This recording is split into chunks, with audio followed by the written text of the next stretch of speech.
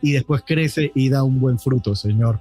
En el nombre poderoso de tu Hijo amado Jesús y con el poder de tu Santo Espíritu, oramos. Amén y amén. Amén. Mi hermano, todo tuyo, adelante. Son dos versículos.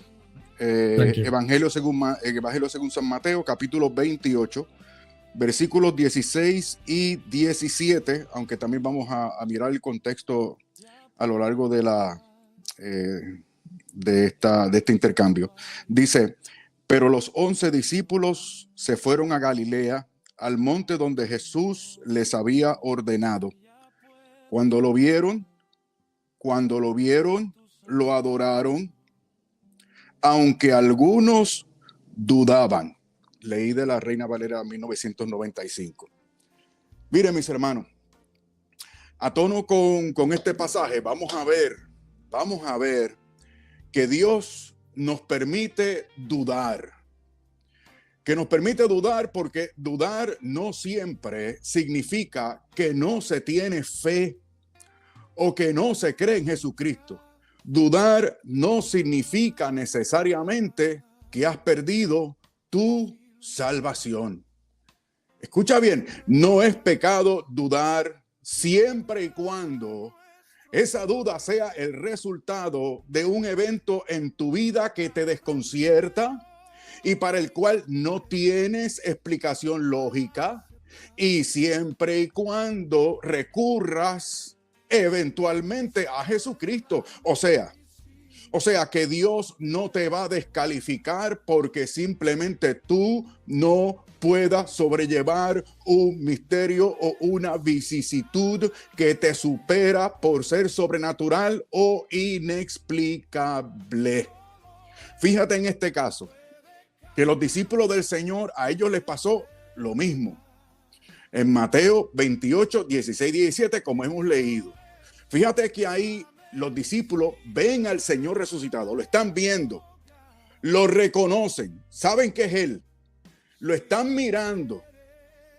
De hecho, han llegado también a cierto monte en Galilea por instrucción de Cristo, o sea que también ellos están obedeciendo, están en obediencia, y ahí están, lo encuentran y lo adoran, pero, sin embargo, dice el versículo 17 que dudaban.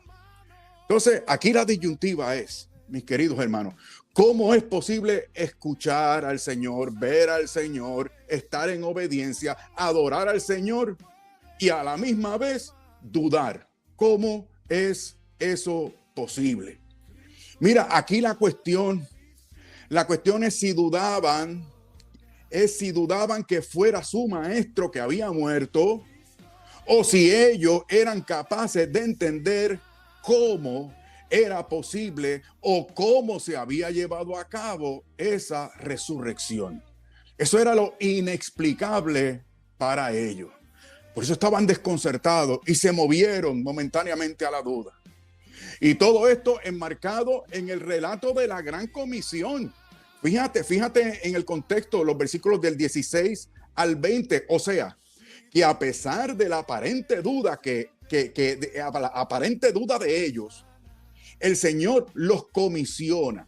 O sea, aparte de la duda de ellos, el Señor les asegura su respaldo, y a pesar de la duda de ellos, el Señor les garantiza que estará con ellos todos los días hasta el fin del mundo. O sea, dudaban, ¿y qué recibieron a cambio? La Gran Comisión.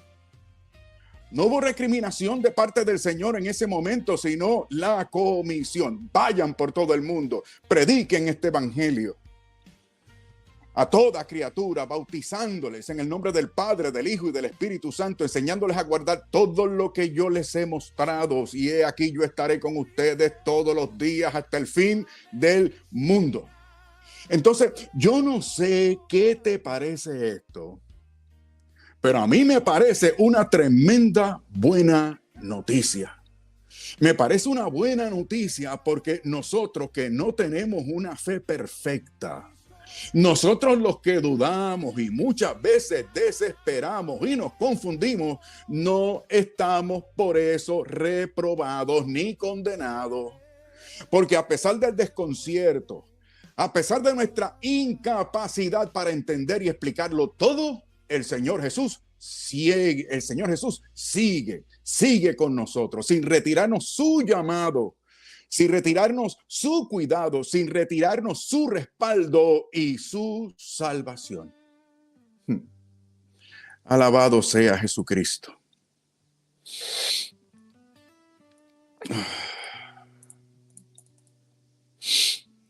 Por favor, Osman, concédeme un momentito porque aquí se me... Sí, claro que sí, hermano. Sí, fue que se me dañó aquí la computadora, no te preocupes, no, nada. Tranquilo. Alabado sigue sea tú ahí, Jesucristo. hermano. Sí, seguro. Gajes del oficio. Alabado sea Jesucristo.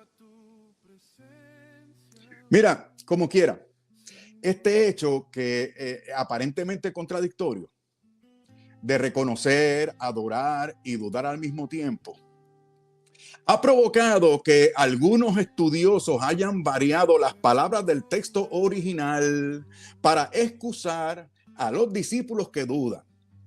Por ejemplo, algunos han propuesto que en vez de traducir que algunos de ellos dudaron, mejor diga, ellos que habían dudado, o sea, como quien dice, ellos los que antes habían dudado.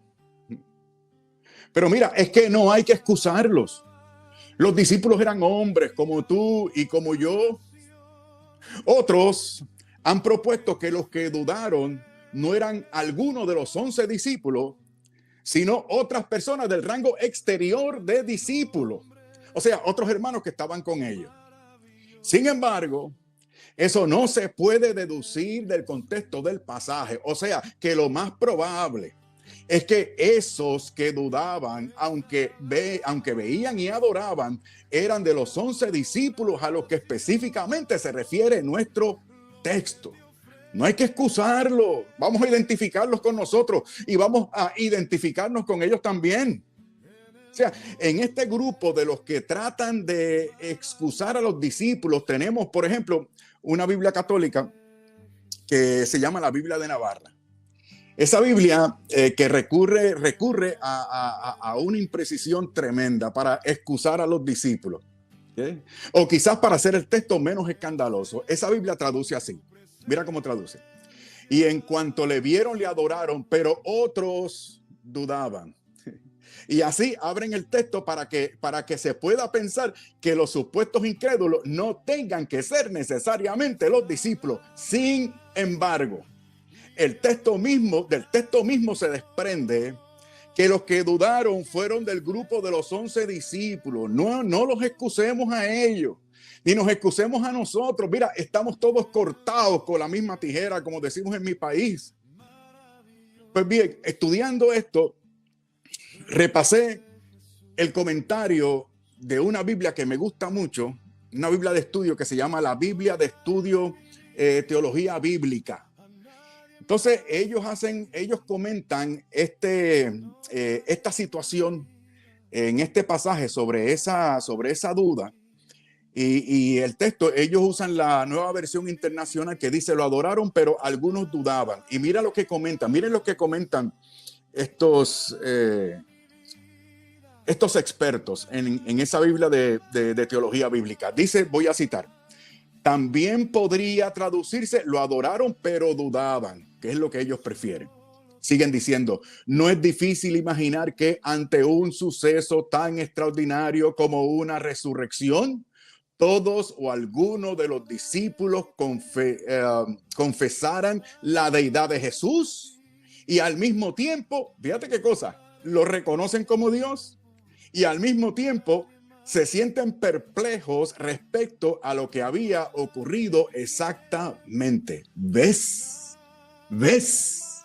No se trata entonces de una duda pertinaz, de renuncia, de alejamiento permanente, sino de una experiencia momentánea de incapacidad para comprender y explicar lo que estaban viendo.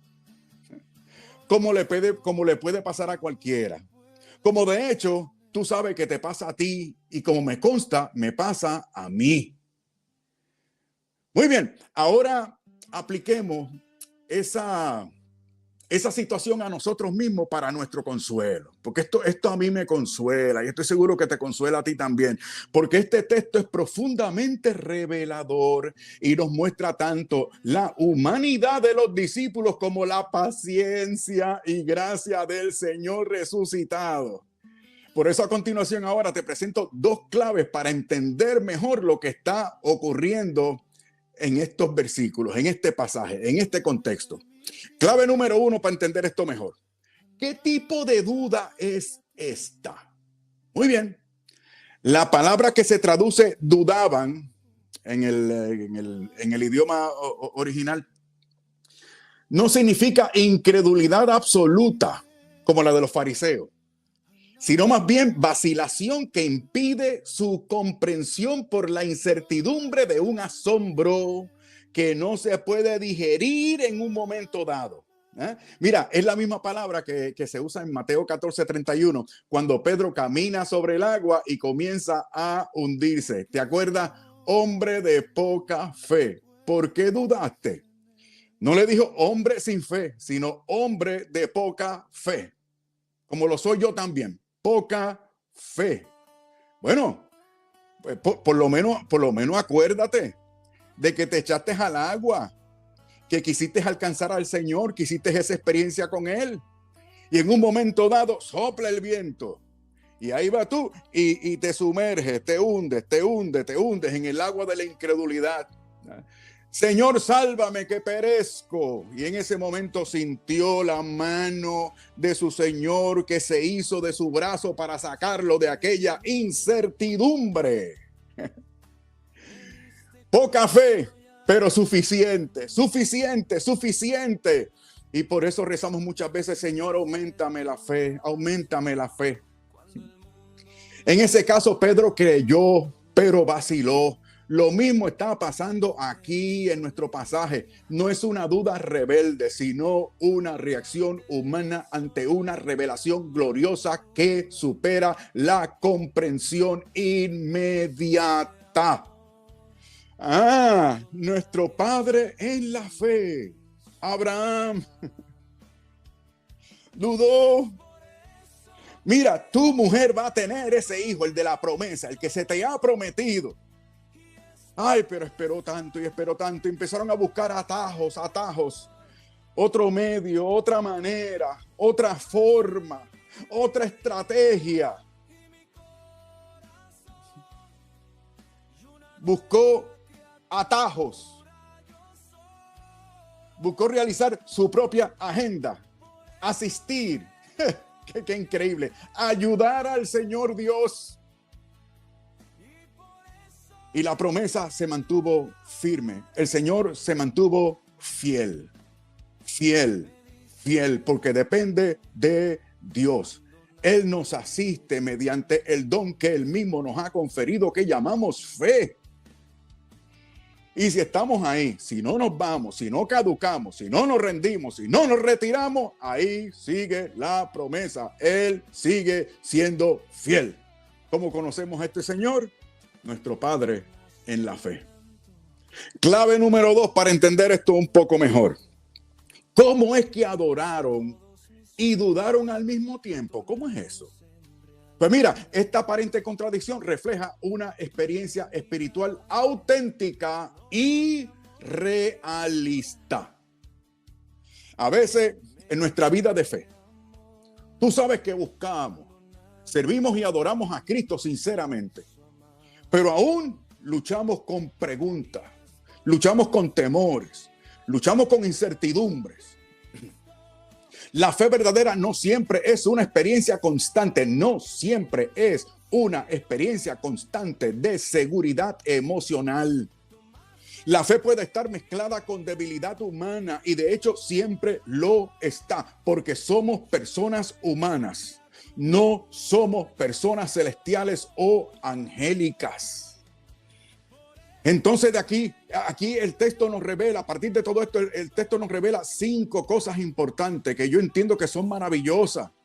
Mira, 1, este texto nos revela que la adoración verdadera puede coexistir con la lucha interna. Así que no te vayas, no caduques, no te rindas, no te quites. 2, nos revela que Jesús no rechaza a los que dudan mientras lo buscan y lo adoran. Por eso recibieron la gran comisión, porque se quedaron, no se fueron, no se quitaron, no retrocedieron. 3, nos revela que el Señor se muestra incluso a los que todavía están en proceso de entender. Tú y yo que estamos en proceso de. 4, nos revela que la fe salvadora no exige perfección absoluta a nivel emocional, intelectual ni espiritual, sino confiar en Cristo, en el Cristo resucitado, incluso cuando no todo se comprende. Y número 5, nos revela que incluso en nuestra debilidad, la adoración es válida y preciosa para Dios. Y por tanto, en este caso, suficiente para que el Señor no apartara de ellos su llamado y su elección. Mira, te voy a compartir una duda, porque yo hace tiempo que no comparto con mis hermanos en redes sociales. Algunos se preguntan, ¿qué, Fernando? ¿Cómo vas por este camino? Cuéntame. Pues mira, de este camino me va muy bien y estoy muy seguro con mi decisión. Pero últimamente a mí se me ocurrió, sobre todo hace un par de semanas, yo me puse a pensar, me puse a dudar, dudé, me puse a pensar, oye, ¿acaso yo no me debía haber quedado en la iglesia de Roma y predicar el evangelio en esa iglesia? Mira qué interesante. Ahora, cuando tú te mantienes en contacto con Dios el Señor, meditas su palabra y eres honesto en su presencia, tú te descubres por dentro. Y lo que descubrí, aparte de esa duda, es que esa duda me asaltó debido a los inconvenientes de seguridad personal y desastre económico que he estado padeciendo. O sea, que lo que me ha llevado a dudar no es la supuesta conveniencia de haberme quedado para que aquel público recibiera sin mucha resistencia el mensaje del evangelio. No. Era una cuestión personal. Que en el momento en que decidí para dejar esa institución, tomé la decisión porque era lo correcto, era lo necesario. Había que ser honesto, no podía ser tramposo. Había gente que colaboraba con mi ministerio. ¿Acaso iba yo a usar los recursos que me daban para ir en contra de lo que supuestamente debía enseñando? Eso no es honesto, eso no es ético. Mira que muchas cosas descubrí. Y si yo me hubiese quedado allá infiltrado, entonces, ¿qué habría pasado conmigo durante este año y medio?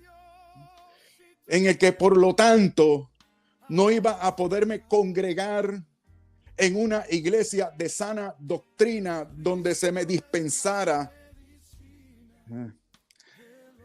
la correcta predicación de la palabra de Dios. ¿Qué iba yo a hacer? Renunciar a entrar en comunión con estos otros hermanos que han terminado ayudándome y pastores que han terminado animándome, escuchándome, aconsejándome. ¿Me iba yo a quedar en aquella iglesia renunciando a este tremendo beneficio que tengo ahora de lo que nosotros luteranos confesionales llamamos los medios de gracia? Si los cuales es imposible el aumento y el perfeccionamiento de la fe, de mi fe, que está llamada a desarrollarse y para lo cual yo tengo que congregarme. Y no puedo estar infiltrado sabiendo que no soy parte de una institución e incluso con mi presencia validando lo que yo estoy seguro está mal en esa institución. ¿Acaso iba a seguir en aquella iglesia exponiéndome? ¿Ah? Exponiéndome a aquellos monseñores que inducen error, que son relativistas, que son ambiguos. Eventualmente me iban a seguir arrastrando mucho más profundo para mi perdición. Entonces está bien dudar, chico, pero hay que superarlo en presencia de Dios, en oración, meditación de la santa palabra de Dios, para que el Espíritu Santo te escudriñe por dentro, el que te conoce a ti mejor de lo que tú mismo te conoces, te delate, te exponga, y tú puedas darte cuenta de que esas dudas muchas veces lo que procuran es hacerte permanecer en una posición de neutralidad y de seguridad aparente. Entonces, ¿qué vamos a hacer tú y yo? Nos vamos a lanzar a la aventura de la fe. Como aquellos discípulos, no sabemos cómo eso se llevó a cabo. No sabemos cómo se llevó a cabo. No lo podemos comprender, no lo podemos explicar. Pero aquí estuvo el Señor y nos comisionó. Vamos para todo el mundo a predicar el evangelio y a bautizar en el nombre de la Santísima Trinidad, enseñándole a todo el mundo a guardar lo que el Señor nos ha mostrado y nos ha revelado. Mira, en resumen, la duda mencionada en Mateo 28, 17 es una vacilación momentánea, no una incredulidad permanente. Porque es posible adorar con el corazón mientras la mente sigue luchando por entender. El Señor no rechazó a esos discípulos, sino que los comisionó. Hemos establecido eso, lo hemos dejado muy clarito. Entonces, esto nos consuela, nos consuela. Cristo usa incluso a quienes luchan con dudas si su corazón está vuelto hacia Él.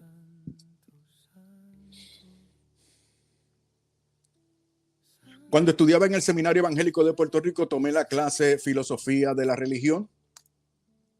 Y allí uno de los libros que tuvimos que leer en aquella materia fue el famoso libro de Rudolf Otto titulado Lo Santo, lo Racional y lo Irracional en la Idea de Dios. Y cuando estudiaba este texto, el de Mateo, me vino a la mente este libro y lo he estado repasando incluso.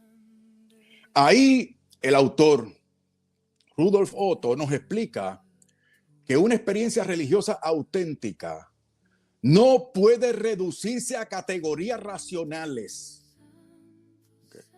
No es que sea irracional, es que no se puede reducir a categorías racionales, morales o éticas, sino que implica un encuentro con lo que el autor llama lo luminoso, que es un aspecto de lo divino, que es racionalmente incomprensible, misterioso y fascinante.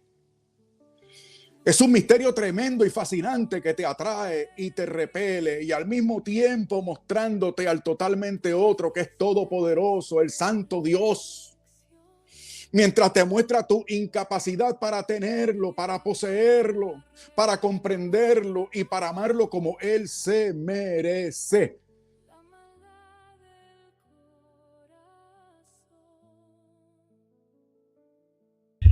Opa. Ok. Me tiene ahí, discúlpame. Sí, ahí, tranquilo, hermano. Está bien. Sí, es que no, sí. Alabado sea Jesucristo. Por eso los discípulos reconocen al Dios Jesucristo al adorarlo y dudan al mismo tiempo al reconocer su incapacidad de ellos para comprenderlo y merecerlo. Y de ahí que el Señor increíblemente llame y comisione a los que ahora se consideran indignos, finitos, poca cosa, meros hombres. Mira, cuando pueda, a ver si puedes escuchar el testimonio de un señor encantador que fue uno de mis primeros profesores.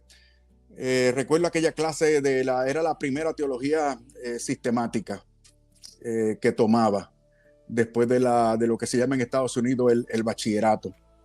Y entonces me refiero al doctor Samuel Sullivan, egresado de Union Theological Seminary, con PhD en teología sistemática.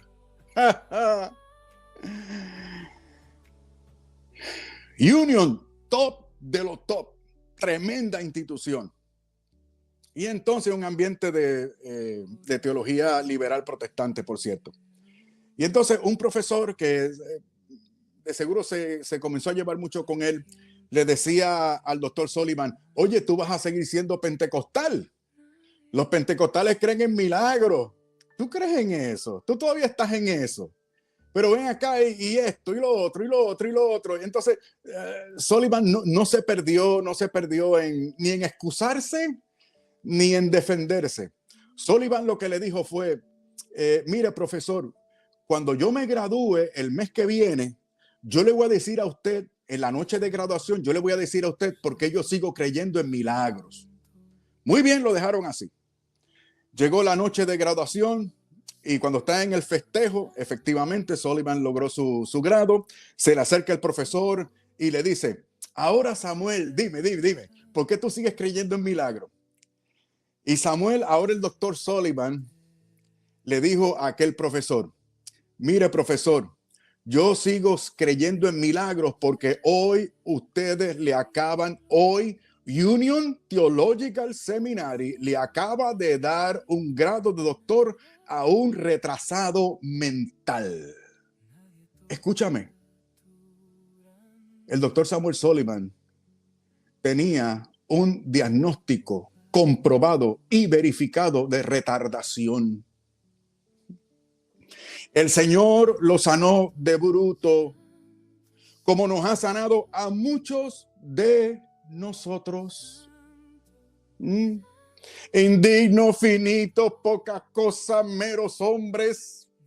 Pero a lo vil de este mundo, a lo desechado por los demás, Dios ha elegido para que la gloria sea de Él y no descanse en nosotros. Yo no voy a repetir todo el testimonio de Samuel Sullivan, del hermano Sullivan, no. Pero yo quisiera que ustedes vieran cómo el Señor lo fue sanando, lo fue restaurando, lo fue llevando y cómo en cada momento, en cada etapa, él siempre veía la gloria de Dios. Y en cada etapa dudaba, pero ¿cómo es posible? Yo no sé leer, yo no sé de letra. Ahora me piden, ahora resulta que tengo que pasar exámenes de alemán y francés. Pero ahora resulta que me van a evaluar en griego y en hebreo. ¿Y cómo yo voy a satisfacer si a duras penas yo logro dominar mi lengua materna?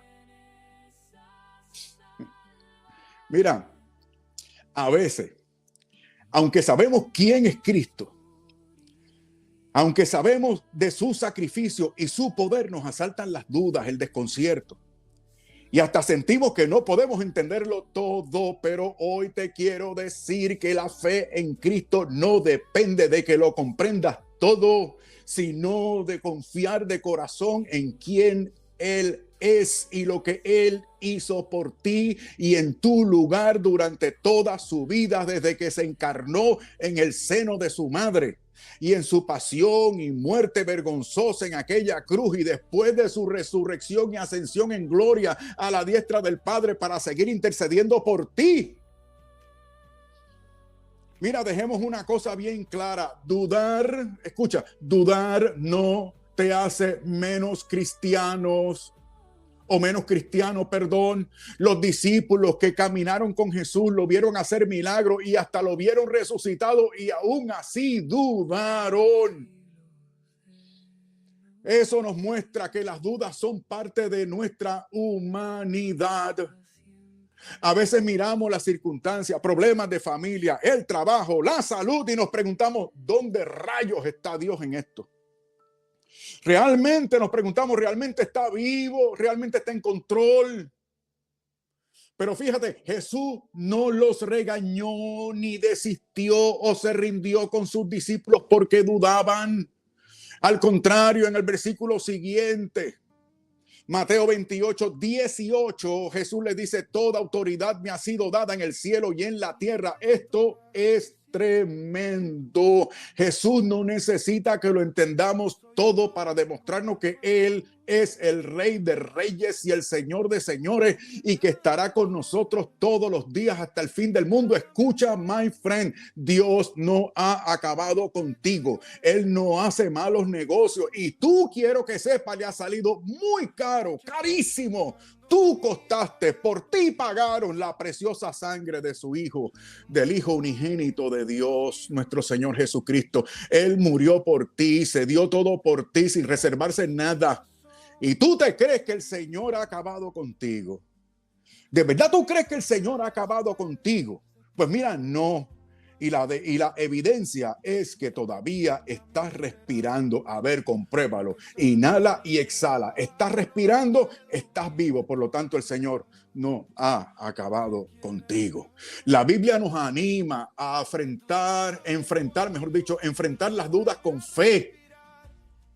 En Hebreos 11:1 dice que la fe es la certeza de lo que se espera, la convicción de lo que no se ve. Y revisa ahí en Hechos 11, en ese capítulo, esa lista de grandes campeones de la fe que aún teniendo esa fe de certeza y convicción, vivieron incertidumbre, pasaron pruebas, confrontaron el reto de la duda, pero fueron perseverantes, creyéndole a Dios y no a los hombres. A Dios sí, a los hombres no. No se amedrentaron por las circunstancias y fueron fieles a Dios, solo a Dios, creyendo solo en su palabra, por la cual recibieron la recompensa de conocer a Cristo y ser así justificados ante Dios por su fe anticipada en Jesucristo. No se trata de tener todas las respuestas, my friend, sino de confiar en aquel que sí las tiene. Como dice Proverbios capítulo 3, dice, confía en el Señor con todo tu corazón y no te apoyes en tu prudencia. Reconócelo en todos tus caminos y Él enderezará tus sendas. Escucha, aunque no lo entiendas todo, confía en Cristo. ¿Sabe por qué podemos confiar en Jesús? Estoy terminando, dame un momentito nada más. ¿Sabes por qué podemos confiar en Jesús? Porque no lo entendemos todo. Porque Él no es solo una idea o una propuesta. Él es persona divina.